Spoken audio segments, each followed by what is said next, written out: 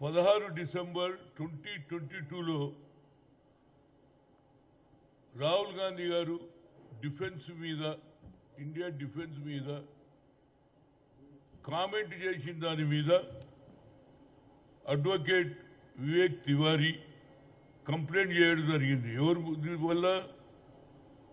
ఉదయ్ శంకర్ శ్రీవాస్తవ్ అనే అతను retired border road organization army colonel rank అతను కంప్లైంట్ చేసింది. ఎందుకంటే మన భారతదేశం ఉన్న డిఫెన్స్ కు అవమానం జరిగిందనే ఉద్దేశంతో ఆయన మాట్లాడిన భాషలో కేసు రిజిస్టర్ చేసినప్పుడు 16 డిసెంబర్ 2022లో జరిగిన సంఘటన ఆల్మోస్ట్ ఇప్పుడు 3 ఏళ్ల తర్వాత ఇవాళ ఆయనకు సమన్ పంపించిండ్రు లక్నో కోర్టుకు రావాలని. నా ఉద్దేశంలో మరి నేను కూడా కంప్లైంట్ చేసిన అమిత్ షా మీద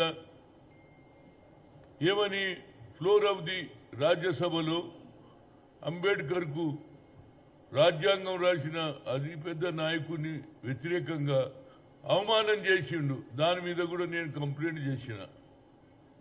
అదేవిధంగా మోహన్ భగత్ దేశ స్వాతంత్రాన్ని డేట్నే మార్చేసిండు, సంవత్సరాన్నే మార్చేసిండు.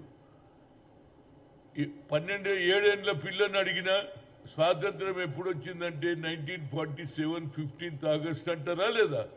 దానికి ఆయన ఏమంటుండంటే నిజమైన స్వాతంత్రం ఏది?